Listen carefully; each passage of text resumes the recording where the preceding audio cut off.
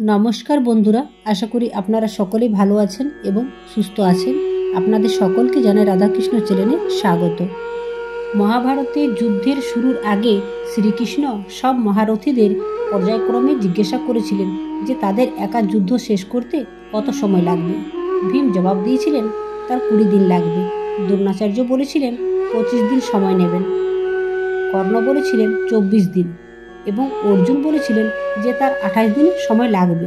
সর্বশেষে কৃষ্ণ বারবারিককে জিজ্ঞাসা করতে বারবারিক জবাব দিলেন এই আসন্ন মহাযুদ্ধে উপস্থিত সকলকে তিনি এক মুহূর্তে শেষ করে দিতে পারেন। স্বয়ং শ্রীকৃষ্ণ কথাটা শুনে চমকে গেলেন। মাত্র এক মুহূর্তে যুদ্ধ শেষ করে দেওয়ার ক্ষমতার অধিকারী তাহলে কি বারবারিকে ছিলেন সেরা বীর সমকালীন ভারতে? বন্ধুরা, ভিডিওটি শুরু করার আগে আপনারা যদি কেউ আমার চ্যানেলে নতুন হয়ে থাকেন তাহলে চ্যানেলটি সাবস্ক্রাইব করে দেবেন এবং বেল আইকনটি অন করে দেবেন এরকম নিত্য নতুন ভিডিওর নোটিফিকেশনের জন্য।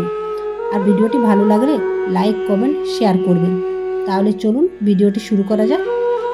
ভীম ও হিড়িম্বার পুত্র ঘটোৎকচের ছেলে হচ্ছে বারবারিক। ঘটোৎকচের সঙ্গে বিয়ে হয় আহিল্যাবতীর। বারবারিককে যুদ্ধবিদ্যা শেখান মাতা আহিল্যাবতী। ছেলের অন্তরে দয়া মায়ার সঞ্চার করেন। তিনি বেদ ব্যাসের মহাভারতের বারবারিকের উল্লেখ নেয়। আমরা পৌরাণিকভাবে ইস্কন পুরাণে মহাভারতের অন্যান্য বিভিন্ন সংকলনের এবং বিভিন্ন লোকগাথায় তার উপস্থিত খুঁজে পাই। দক্ষিণ ভারতের বারবারিকের পরিচয় এক সাপরুষ্ট যজ্ঞ। আবার রাজস্থানে তিনি পূজিত হন খ্যাটুসুম নামে।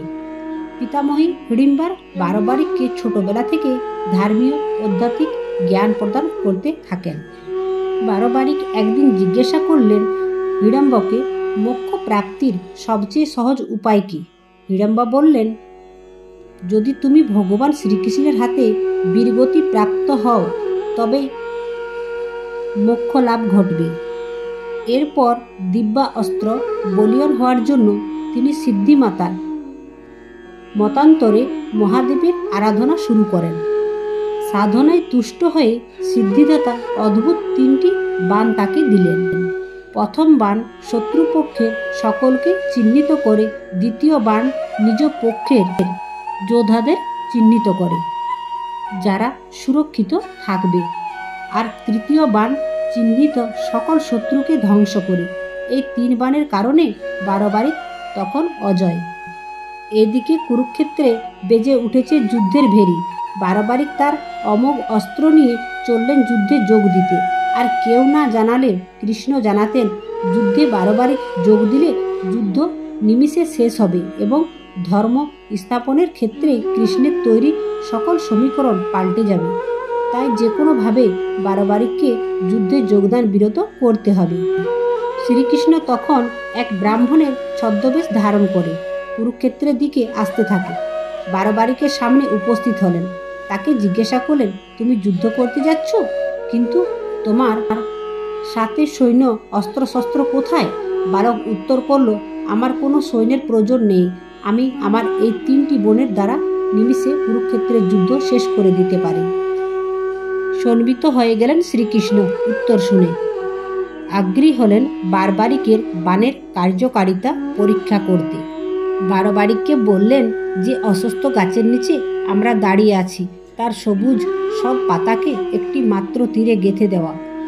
বারবারিক এই কাজটি সম্পাদন করার জন্য ধ্যান করা শুরু করার সাথে সাথে বালকটির অলক্ষ্য গাছ থেকে একটি পাতা ছিঁড়ে নিজের পায়ের তলায় লুকিয়ে ফেলেন।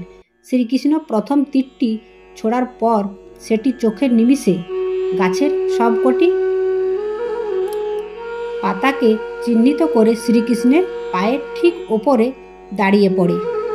সেখানে লুকোনো পাতাটি আছে। বারবারিক ব্রাহ্মণকে অনুরোধ করে তার পা সরিয়ে ফেলতে, অন্যথায় পরবর্তী বাণ পা ভেদ করে পায়ের নিচের পাতা ছেদন করবে। এরপর যথারথি তৃতীয় বাণটি নিক্ষেপ করলেন। বারবারিক সমস্ত পাতা ছেদন করে ফিরে গেল তার তুনে। কৃষ্ণ নিশ্চিন্ত হলেন বারবারিকের শক্তি সম্পর্কে। এবার জিজ্ঞাসা করলেন, তুমি কোন পক্ষে যুদ্ধ করবে? বারবারিক বললেন, আমি মাতাকে কথা দিয়েছি, যে পক্ষে দুর্বল সেই পক্ষে আমি যুদ্ধ করব।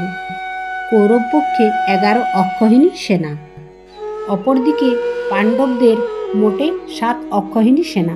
আমি তাই পাণ্ডব পক্ষে যোগ দেব। কৃষ্ণ এবারে বললেন, আজ পাণ্ডবদের হয়ে তুমি যুদ্ধ করলে কৌরব পক্ষে দুর্বল হয়ে পড়বে, তুমি কি করবে? বারবারিক বললেন, আমি তারপর কৌরবদের হয়ে লড়ব। কৃষ্ণ শুনে বললেন, বেশ কথা। তারপর আবার পাণ্ডবদের সেনা ক্ষয় হবে আর ওরা দুর্বল হয়ে যাবে। এইভাবে যুদ্ধ করলে তো তুমি ছাড়া আর কেউ জীবিত থাকবে না।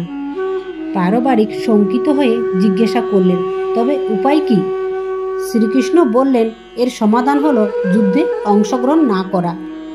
অনেক ভেবেও শ্রীকৃষ্ণের প্রস্তাবে সম্মত হতে পারল না বারবারিক, কারণ ভবিষ্যৎ প্রজন্ম এতে নিন্দা করবে বারবারিক কাপুরুষ ছিল। তাই বললেন, যুদ্ধে যোগ না দেওয়ার কোনো প্রশ্নই ওঠে না। কৃষ্ণ বুঝলেন এইভাবে বারবারিককে নিবৃত্ত করা যাবে না, তাই তিনি ভিন্ন পথ নিলেন। ব্রাহ্মণ বেশে কৃষ্ণ ভিক্ষা চাইলেন। ভবতী ভিক্ষাং দেহি। বারবারিক বললেন, কি চাই আপনার, বলুন। ব্রাহ্মণ বললেন, আপনার মস্তক চাই।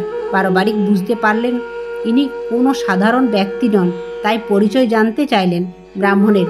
শ্রীকৃষ্ণের পরিচয় পেয়ে সে আলুপ্ত হয়ে পড়লেন। বুঝতে পারলেন আজন্মকাল লালিত স্বপ্ন মোক্ষ লাভের সময় তার এসে গেছে।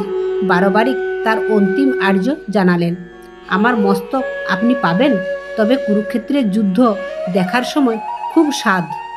সেই ইচ্ছা কি আপনি পূরণ করতে পারবেন না হে মধুসূদন? করুণার উদ্রেক হল কেশবের মনে। আশীর্বাদ করে বললেন, হে বালক, শরীর থেকে আলাদা হয়ে গেলেও তোমার মস্তক জীবিত থাকবে। ছিন্ন মস্তক কুরুক্ষেত্রের একটি উঁচু জায়গাতে স্থাপিত হবে, সেখানে থেকে সম্পূর্ণ যুদ্ধ দেখতে পারবে। আবাস পেয়ে বারবারিক তার মস্তক ছিন্ন করে শ্রীকৃষ্ণের হাতে দিলেন। শ্রীকৃষ্ণ কুরুক্ষেত্রের সুউচ্চ স্থানে সেই মস্তিষ্ক স্থাপন করলেন। সেখানে থেকে বারবারিক পুরো যুদ্ধ দেখলেন। 18 দিনের যুদ্ধ বসানোর পর কে বেশি বিরক্ত হয়েছিলেন, অর্জুন নাকি ভীম? যখন এই নিয়ে সবাই তর্ক ব্যস্ত, তখন শ্রীকৃষ্ণ তাদের নিয়ে যান বারবারিকের মাথার কাছে। তারা বারবারিককে বললেন, যেহেতু তুমি সম্পূর্ণ যুদ্ধ দেখেছ, তুমিই বলো কে এই যুদ্ধের সর্বশ্রেষ্ঠ বীর? প্রশ্ন শুনে ঈষৎ হাসান বারবারিক বললেন, আমি শুধু শ্রীকৃষ্ণে দেখাই। নিহত ও নিধনকারী সবাই আসলে কৃষ্ণ, সুতরাং তিনি এই যুদ্ধের শ্রেষ্ঠতম বীর। আমি দেখেছি অর্জুনের তীর বা ভীমসেনের গদা শত্রুর প্রাণ নেওয়ার আগে কৃষ্ণের চক্র শত্রুর সংহার করে ফেলেছে। এইভাবে সমগ্র গীতার সারাৎসার অতি সংক্ষেপে বুঝিয়ে দেয় বারবারিক। শ্রীকৃষ্ণ খুশি হয়ে তাকে বর দেন, কলিযুগে আমার জায়গায় নিয়ে তুমি দুষ্টের দমন করবে, আমার নামে লোকে চিনবে তোমায়। সেই করে খাটু শ্যামজি নামে পূজিত হন বারবারিক। এই লব্য আর বারবারিক দুজনের মধ্যে এক অদ্ভুত মিল খুঁজে পায়। দুজনেই মহান বীর। একজন ত্যাগ করলেন আঙ্গুল, একজন মস্তক।